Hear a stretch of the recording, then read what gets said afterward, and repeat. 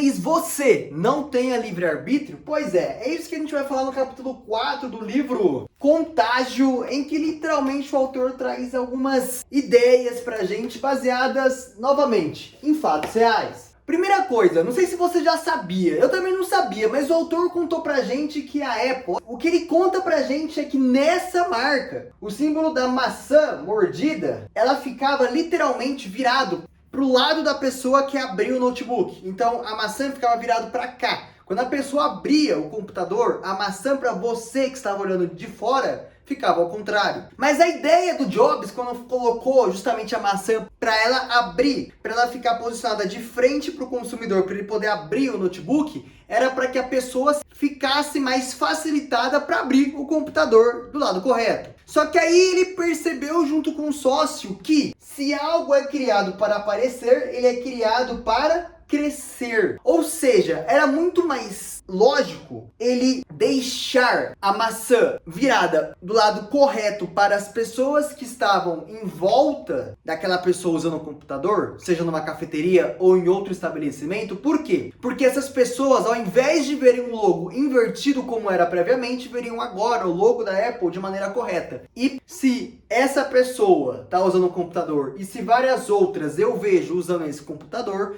com essa mesma marca, então quer dizer que esse computador ele é bom, quer dizer que as pessoas usam e se orgulham de usar. E aí assim, ele literalmente revolucionou a marca. Só que assim, eu quero que você entenda uma coisa, parece bobeira tudo isso daqui, mas vai me dizer que em algum momento da sua vida você assistiu uma aula, uma palestra, você não entendeu quase nada do que estava acontecendo, você tinha algumas dúvidas para você perguntar para a pessoa, para o palestrante, e aí quando ele chega e pergunta, vocês entenderam? Vocês têm alguma pergunta? Você olha ao redor e você vê que ninguém levantou a mão. Afinal, se ninguém numa sala lotada levantou a mão, quer dizer que ninguém tem dúvida. E se ninguém tem dúvida, bom, eu não posso ser o único a ter dúvida, porque se eu for o único a levantar a mão para falar que eu tenho dúvida, então eu sou burro, eu sou inferior às demais pessoas. E a gente já conversou em alguns vídeos passados que ninguém quer se sentir inferior às demais pessoas. Então, querendo ou não, a gente entra nesse efeito manada. Você quer um outro exemplo? Que tal a gente falar de uma propaganda que eles fizeram nos Estados Unidos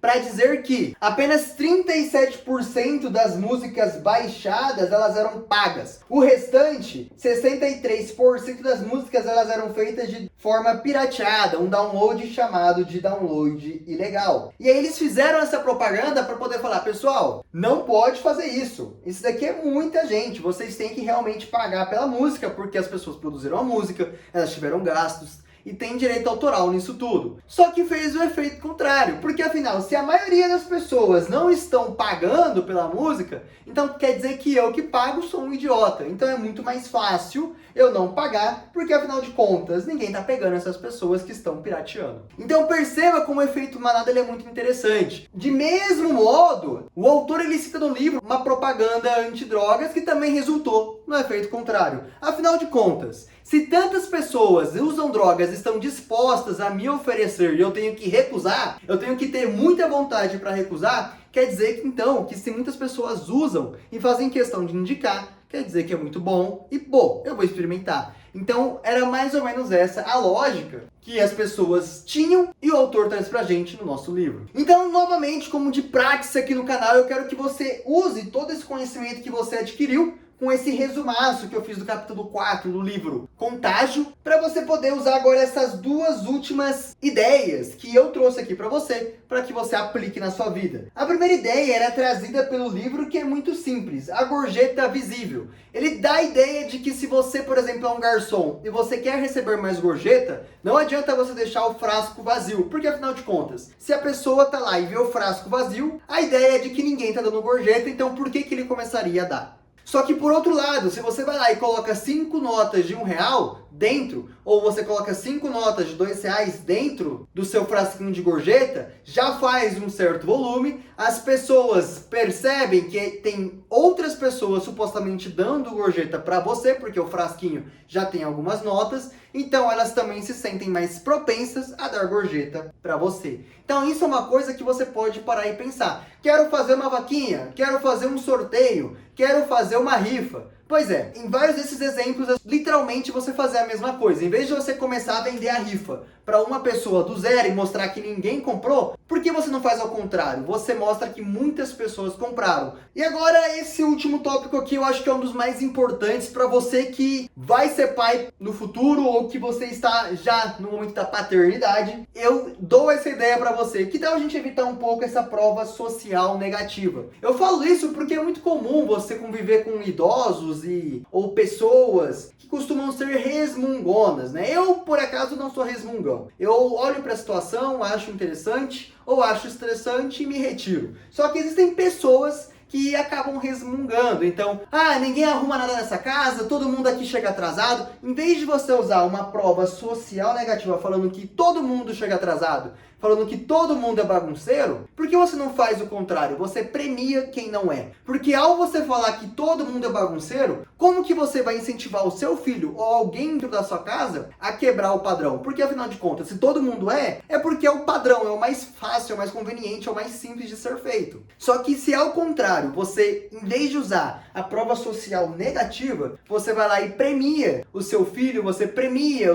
o seu companheiro de residência, por ele ser uma pessoa que agora está organizando as coisas, ou que lavou os pratos, ou que organizou a casa, ou que ajudou na manutenção de algum eletrodoméstico. Pois é, quando você premia, seja por um beijo, seja com um abraço, seja com uma comemoração, seja por meio de algum incentivo financeiro ou algum outro incentivo, você cria uma prova social positiva. E ao você criar uma prova social positiva, você faz com que as outras pessoas ao seu redor também queiram experimentar a prova social positiva. Então, lembre que você criar uma prova social negativa reclamando das coisas que as pessoas fazem de errado, vai criar o mesmo efeito manada da pirataria musical ou o mesmo efeito manada da propaganda antidrogas que deu errado. Simplesmente você, meu irmão que está me assistindo, você tem que ser mais esperto que a maioria das pessoas. Nós estamos lendo livros e eu estou adquirindo esse conhecimento e passando mastigadinho para você e te dando dicas de como você usar isso na sua vida, para realmente você usar e alavancar a sua vida. Porque se você não usar, do que adianta o que a gente está fazendo aqui? Nós queremos, o meu sonho é criar uma sociedade melhor. O meu sonho é criar pessoas altamente capacitadas na geração Z para elas poderem evoluir e alavancar a vida. Porque afinal de contas, atualmente está muito fácil você se destacar em relação aos outros. Tá muito fácil. Então, se você já usou algum gatilho desses daqui, ou você já percebeu isso em algum momento da sua vida, deixa aqui nos comentários um exemplo de quando isso aconteceu. E se você acha que tem alguma coisa que você possa complementar de tudo isso que a gente falou, deixa aqui nos comentários porque eu vou adorar ler e responder. Qualquer coisa que você comente de forma produtiva pode ajudar as demais pessoas que estão nos assistindo a também melhorar a vida dela. De qualquer maneira, se você não tinha percebido nada disso daqui e você está tendo contato com isso pela primeira vez e gostou e te agregou em alguma coisa, então nada mais justo do que você deixar o like aqui embaixo para me ajudar no meu trabalho. Esse foi meu Papo de Irmão para você hoje e a gente se vê então no próximo vídeo daqui a 2 dias.